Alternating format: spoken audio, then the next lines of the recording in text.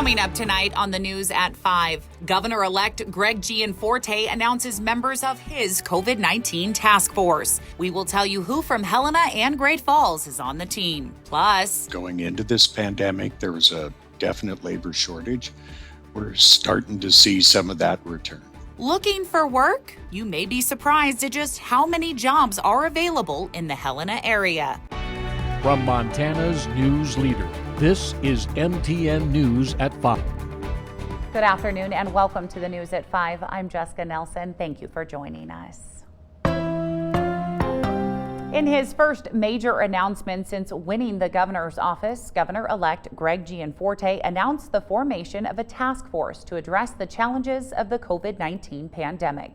The 21-member team is made up of healthcare experts, business leaders, school administrators, law enforcement, and tribal leaders. Some members from the Helena Great Falls area include Adjutant General Matthew Quinn, commander of Montana Air National Guard, and the current leader of Governor Bullock's coronavirus task force. Cascade County Sheriff Jesse Slaughter, the VP of Refining Operations at Calumet, Liz Moore, the executive director of the Montana Nonprofit Association, Todd O'Hare, the president and CEO of the Montana Chamber of Commerce. The task force will come up with recommendations for how best to manage the pandemic. Gianforte said in a statement that his top priority is to, quote, protect the most vulnerable among us, while also safely and fully opening back up our economy. The state reported more than 1,100 additional cases of COVID-19 today. That is the highest number reported in a single day since the start of the pandemic. However, the state said yesterday's totals were lower because of a switch to a new reporting system, and not all cases from Sunday were able to be entered into the system. The state currently has about 1,500 active cases and is approaching 500 active hospitalizations with 487 deaths.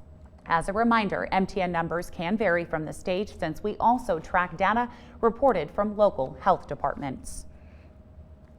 And a major development tonight from Great Falls Public Schools. Due to the rapid increase in COVID-19 cases among staff and students, they have decided to take action to try and slow the spread. The Great Falls Public School District will go to distance learning for 2 weeks. This week will continue as normal and the change will start next Monday. Students and staff will not return to school until November 30th. All right, switching gears now to our forecast. We'll check in with Curtis. I know we're expecting snow tomorrow, but I looked out and briefly today, I thought I saw some snowflakes flying. Yeah, just a couple of snow showers out there, more of that falling west of the divide. You can see some of that snow that has fallen from the weekend here. Nice color from Monarch, and yeah, a couple of flakes of snow up on top of McDonald Pass. Road conditions not that bad, but you head a little further west out there around Missoula, and if you were to head up over Lookout Pass, we've got some snow that is falling out there. Maybe a couple of flakes up here on parts of the High Line over the Bear Paw Mountains, maybe around Rocky Boy, but a little more snow will be coming in for tomorrow. Call it a skiff, call it a coating, a dusting, not sure what you call it, but all just really kind of light accumulation unless you head up into the mountains. The Archie blows, a windy weekend, and temperatures are on the up and up. More on the full forecast coming up. Curtis, holiday hiring has begun, but those seasonal jobs are just a small portion of the workforce shortage Helena businesses are currently experiencing. MTN's John Riley has more on what's available for those who are looking for work. Seasonal work can be a good way to earn some extra money during the holidays and help struggling families get back on their feet. Some area employers have already started trying to fill those seasonal positions. In previous years, we don't usually hear about seasonal jobs till right about Thanksgiving time. Right now, we have openings that I know are seasonal for UPS, West Staff, and Lowe's. However, those seasonal jobs are only a small fraction of the large number of job openings currently available in the area. Job Service Helena currently has around 900 jobs listed on their website from employers that desperately need workers. There's an incredible need for a workforce. Going into this pandemic, there was a definite labor shortage. We're starting to see some of that return. Jobs range the full spectrum, from part-time entry-level to full-time professional, both in the private industry and with the state. Job Service has counselors on hand ready to assist people in finding a job or get training to fill a job in the area. So we have a variety of services that include coaching on interviews, resume assistance, potential retraining programs in conjunction with the Helena College right now, and other federal programs that might assist with certificates or other parts of your education. Reporting in Helena, John Riley, MTN News. Helena's annual Parade of Lights is officially canceled, even after organizers attempted to keep it going in a new format. Downtown Helena Incorporated made the announcement today. The parade is traditionally held the day after Thanksgiving, and in response to the COVID-19 pandemic, organizers had looked at doing a reverse parade this year. That means floats would be parked and then visitors would be driving by them. But after public health officials limited gatherings to 50 people, downtown Helena decided they could not have the type of event they had hoped for. We were very upset that we had to hit this point. Again, the Board of Health was a huge help. We gave them the plan. They went through it with us step by step. But in the end, we decided that for people's safety, for the float participants' safety, we decided it wasn't the best option at this point. Downtown Helena is working on other ways to engage the public this holiday season. They're sponsoring a Deck the Halls contest for businesses to decorate their storefronts, and they're running a Shop Local, Shop Now campaign. With temperatures dropping and the coronavirus still causing strain on the economy, the Montana Low Income Energy Assistance Program wants people to know they are here to help. Anyone who lives in Montana is eligible for the Low Income Energy Assistance Program. The program is federally funded through the Department of Health and Human Services and offers financial assistance for anyone struggling to pay their heating or cooling costs. LEAP typically serves around 20,000 households across the state of Montana. The more people that apply shows that there's need and will be more funding in years to come. All of our LEAP clients need to have safe and adequate heat. So if one of our LEAP clients has a problem with their heating system, it just doesn't turn on one day, if they call our office, we can send a technician out to repair or replace that heating system to get it back online, and we'll provide them with temporary heat. LEAP is open to households that meet income requirements. For example, around $25,000 a year for one person or around $48,000 a year for a family of 4. Those who receive SNAP benefits or other forms of assistance may qualify automatically. Jonathan added, the winter season is just beginning. If you think you might need assistance, you should apply sooner rather than later. Those details are on our website. Well, a 2-year effort by one Great Falls organization to provide affordable apartment living is now complete. NeighborWorks Great Falls announced today the Rockcrest Commons apartment complex is now complete and 100% full. It's located near Great Falls College MSU and has income guidelines that will be in place for at least the next 46 years to ensure the apartments remain affordable. To see it complete and 100% leased goes to show that there truly is a need for affordable apartments here in Great Falls, and we're happy to provide that to 124 neighbors here in our community. To learn more about the apartments or to find out how you can get one, head to our website for more information. There is a new way for you to learn more about the city of Great Falls. Visit Great Falls, Montana. The city's tourism organization has started a new podcast. There will be one episode each week talking about everything from art and culture to the falls and nearby state and national parks. There will also be guest experts talking about various topics. It's funded by a grant, and the organization will monitor the response to the podcast to decide if it will be part of the 2020 marketing plan. The episodes that we air are all connected to reasons why people come to Great Falls, the things you can find here. So when people come and they ask, or they're in market and they ask us what to do, pretty much you could listen to this podcast and never have to meet me in person. You could get a lot more information in the 20 to probably 45 minutes we have an episode. You can find a link to the podcast on our website.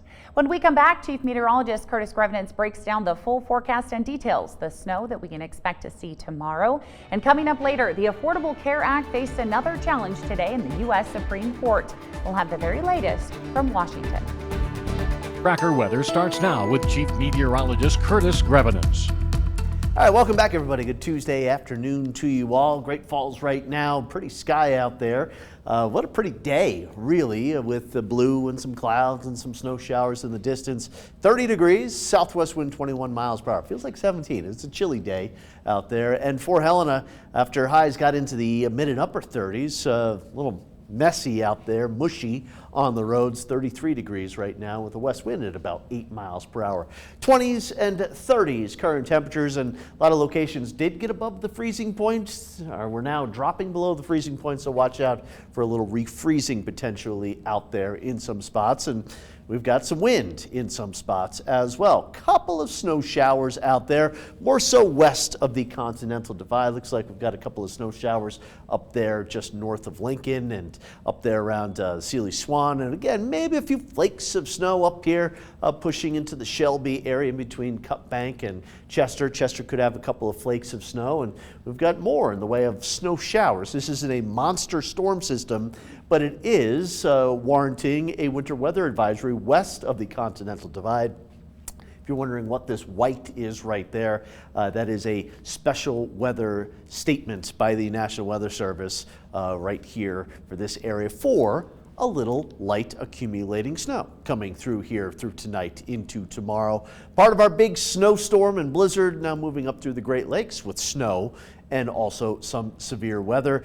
And also, if you're checking on the tropics, yeah, it's November, and we still have Tropical Storm Ada right here. Made landfall in the Keys a couple of days ago. It's doing some swirls and looks like it's headed kind of back towards the east right now. Really an odd storm in the way that it's traveling down there in the Gulf of Mexico in between Florida and Cuba.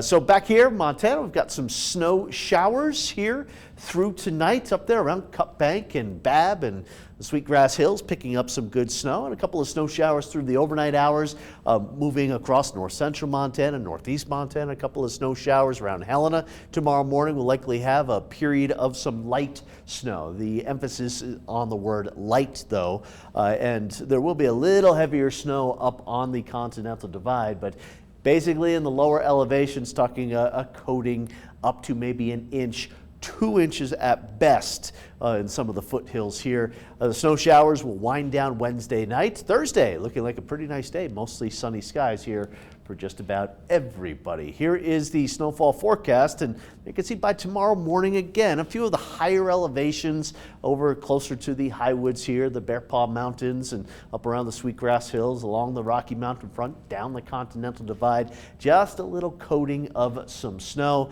North of Glasgow, up there around Opheim, it could have a little light accumulation, but in the mountains here, where you see that shade of white, there could be more than 3 inches of snow. For tonight, a little reinforcing shot of some colder air. Temperatures getting down into the teens for many locations. And again, a few flakes of snow, maybe enough to just coat the ground here. You can see single digits and teens in the Little Belts and teens to about 20 around the Helena area. And here's the forecast for tomorrow. Yeah, colder day, highs only in the teens and the 20s. A couple of snow showers around, more so in the morning around Conrad and Great Falls, Chinook, Big Sandy, a couple of snow showers maybe in the morning. Same with the Glasgow area, Opheim, again, a little accumulation of some snow. Lewistown out through the Little Belts, the Big Snowy's picking up some light snow, and around the Helena area, a little colder than today, highs in the 20s with, again, a couple of periods of some light snow through the morning into the afternoon. Veterans Day tomorrow for all here, 27 in Helena, and again, a coating up to maybe an inch in town. Might have to kind of just dust the snow off of the car windshield. Thursday, mostly sunny skies. Friday, the next storm moves in late. This one will hit the Divide and west of the Divide hard, and it will hit the rest of the state with a lot of wind here Saturday and Sunday. We'll have some snow showers in the Helena area, a bit more in the mountains and Fort Great Falls. Little light snow tonight, tomorrow morning. That snow's not going anywhere with a high of only 22. And then the temperatures are on the rise through Thursday into Friday. Saturday, a couple of mixed rain and snow showers and very windy this weekend. How about next Tuesday? 60 degrees. For the third time in the 10 years that it has been in place, the Affordable Care Act faced a challenge today in the U.S. Supreme Court. Killing the measure has been a constant theme of President Trump's time in office, while the ACA, better known as Obamacare, is one of the cornerstones of President-elect Joe Biden's 8 years as vice president. Jay Gray listened in on today's hearing and joins us now from outside the Supreme Court with more details. With a handful of protesters gathering near the steps.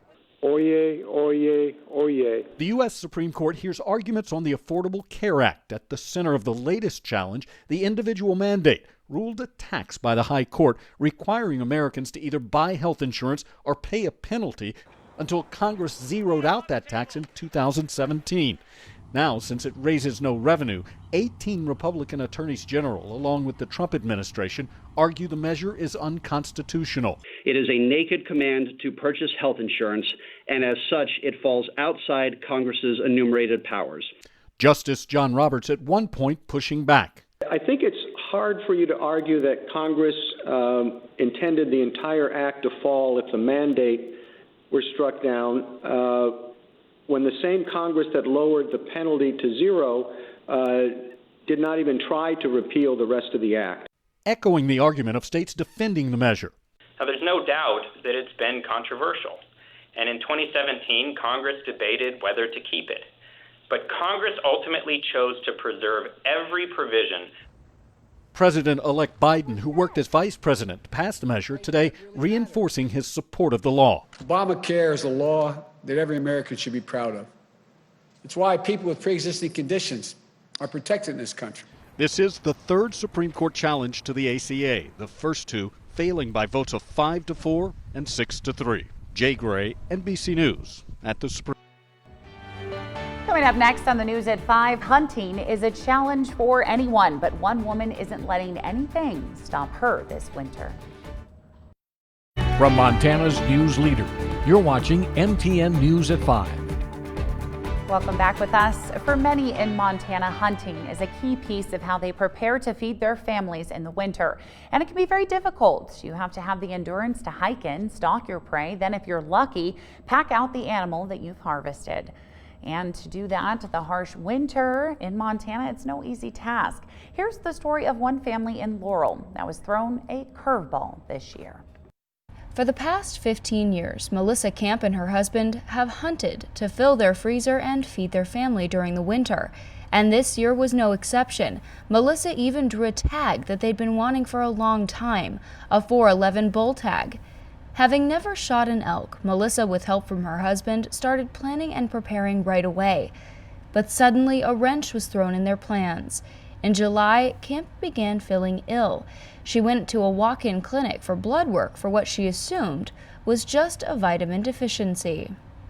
At 9:30 the next morning, July 8th, an oncologist called me at work and informed me that I had leukemia. What was the first thing that entered your mind in that moment? The very first thing was I hope my family's okay. I have the strongest, most amazing family. They handled it like champs. Within 2 hours, she was hospitalized. She spent the next 6 weeks in a cancer treatment center in Billings.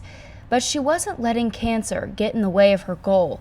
So to keep up her strength, she walked. We had a goal of 2 miles a day, and we figured out that it took 9 laps on the 4th floor of the cancer unit to come up with a mile. So 18 laps a day was our goal. With chemo 5 days a week, their plans still had to change. Community members came forward offering their private land and other resources to help. After days of searching and hours in the cold, Melissa spotted and shot her first bull elk. So what would you say to either the kids or the young adults or the adults who are struggling for whatever reason and don't feel like they're fast enough or they're strong enough to be out there? If you have the desire to get it done, you can get it done. And surround yourself with people that want that goal for you as much as you do. In Missoula, Lauren Heiser, MTN News. A great story, a strong woman, a wonderful inspiration. Coming up next, Pizza Hut has added a new pie that caters to vegans and vegetarians alike. From Montana's news leader, you're watching MTN News at 5. Pizza Hut now offers meatless options for their customers. The pizza chain announced its partnership with Beyond Meat that gives customers a meatless sausage option. Customers can now order a Beyond Italian sausage pizza or a Great Beyond. Beyond Meat uses pea protein to make its products. Their CEO says it was important to Pizza Hut that they make a sausage that was indistinguishable to a meat-based product. All right, well, thank you so much for joining us this evening. Have a great rest of your night. Nightly News is next.